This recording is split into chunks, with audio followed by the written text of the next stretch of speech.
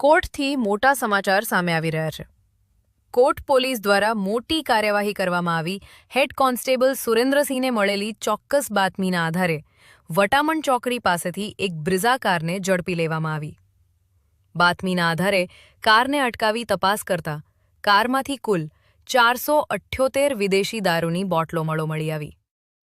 પોલીસે car, mobile સહિત કુલ 3,84,495 રૂપિયાનો મુદ્દામાલ જપ્ત કર્યો।